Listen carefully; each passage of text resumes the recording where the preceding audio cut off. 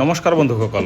হয়, আজি এই গৰমত ইমান যে গৰম দি আছে, এই গৰমৰ মাজত দেখা গৈছে কিছুমান শিখ ধৰ্মৰ মানুহে লংকাৰ ৰাস্তাত যিমান মানুহ গৈ আছে, খোজকাঢ়ি গৈ আছে, কোনোবা বাইকেৰে গৈ আছে, কোনোবাই টেম্পুৰে গৈ আছে, কোনোবাই টমটমেৰে গৈছে, সকলো মানুহক ৰখাই এটা মিঠা পানী খুৱাই আছে।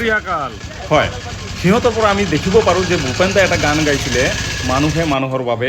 সেই মানৱতা বস্তুটো আমি এই শিখ ধৰ্মৰ মানুহবিলাকক দেখিলে গম পাওঁ যে মানৱতা এতিয়াও মানুহৰ ভিতৰত জীয়াই আছে। আৰু এয়া হ'ল আমাৰ লংকা খালসা সেৱা সংঘৰ পূৰা ইউনিটটো এইটো। আৰু চাওক কেনেধৰণে এই মিঠা পানীটো বনাই আছে, আৰু হাজাৰ হাজাৰ লিটাৰ পানী ইহঁতে ষ্টক কৰি আছে এতিয়া বনাই পিনে গোটেই দিন এই পানী সেৱাটো কৰিব। আৰু এই সেৱাটোৰ নাম হ'ল ছবিল সেৱা বুলি কোৱা হয়। আপোনালোকে দেখিব পাৰে কি ধৰণে ৰাস্তাৰে গৈ থকা মানুহবিলাকক এই ছবিল সেৱাটো আগবঢ়াই আছে। আৰু কিহৰ কাৰণে এই সেৱাটো আগবঢ়াইছে বলক আমি জানিব বিচাৰিম।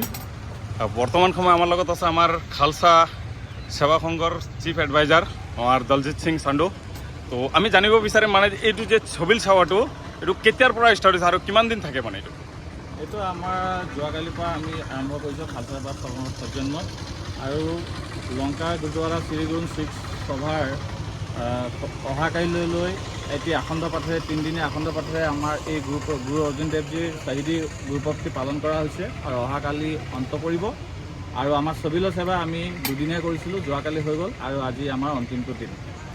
আৰু যিকোনো মানুহক পানী খুৱাই আছে ন আপোনালোকে? হয়, ইয়াত কোনো ধৰ্ম বুলি কথা নাই, খালি মানৱ জাতিক আমি যোনে আহিছে সকলোকে আমি এই ছবিল সেৱা ঠাণ্ডা পানী সেৱান কৰিবলৈ সুবিধা কৰিছোঁ। কিহৰ কাৰণে মানে দিয়া হয় এইটো কাৰণ হ'ল কি, আমাৰ পঞ্চম গুৰু শ্ৰী গুৰু অৰ্জুন দেৱজী তেখেত শ্বহীদ হৈছিলে। তেখেত 1606 খ্ৰীষ্টাব্দত শ্বহীদ হৈছিলে। আৰু তেখেত শ্বহীদ হোৱাৰ কাৰণ হ'ল হিন্দু ধৰ্ম ৰক্ষা কৰা, ধৰ্ম পৰিৱৰ্তন নকৰাৰ বাবে জাহাংগীৰে তেখেতক ধৰ্ম পৰিৱৰ্তন কৰাৰ কাৰণে বহু মানে হেঁচা প্ৰয়োগ কৰিছিলে, বহু ধৰণৰ শাস্তি দিছিলে। আমাৰ গুৰু অৰ্জুন দেৱজীক গৰম টাৱাত বহাই তলত জুই লগাই পেলাই তেওঁক তাতে বহাই বহু সময় ৰাখিছিলে। তাৰপাছত ডাঙৰ তৰুত পানীৰ ভিতৰত গুৰুজীক সেই তৰুৰ ভিতৰত সোমাই দিছিলে আৰু সেই পানী উতলাই পেলাই কষ্ট দিছিলে। আমাৰ যি চিজ তেখেতৰ মূৰৰ ওপৰত গৰম বালু ঢালিছিলে, এনেকৈ ধৰণৰ বিভিন্ন কষ্ট শাস্তি দিছিলে তেখেতক ধৰ্ম মানে ত্যাগ কৰাৰ বাবে। কিন্তু গুৰুজীয়ে ত্যাগ কৰা নাছিলে। তাৰপিছত শেষত গুৰুজীয়ে ক'লে যে মই গা ধুব বিচাৰিছোঁ, মই নদীত গৈ গা ধুব বিচাৰিছোঁ। তেতিয়া যিহেতু জাহাংগীৰৰ সৈন্যসকলে গৈ জাহাংগীৰক ক'লে যে গুৰুজীয়ে গা ধুব বিচাৰিছে, তেতিয়া জাহাংগীৰে ভাবিছে যিহেতু তেওঁক যথেষ্টখিনি আমি কষ্ট দিছোঁ আৰু তেওঁ যদি ঠাণ্ডা পানীত গৈ গা ধুৱে তেখেতে আৰু কষ্ট পাব। সেইবুলি তেওঁ সৈন্যসকলক অনুমতি দিলে যে হয় তেখেতক লৈ যাওক, তেখেতক গা ধুৱাই পেলাই লৈ আহক। আৰু গুৰুজীয়ে যেতিয়া নদীত গৈ পেলাই ডুবকি লগালে, তাতে গুৰুজী অন্তৰ্ধান হৈ পেলাই শ্বহীদ হ'ল। বহুত বহুত ধন্যবাদ।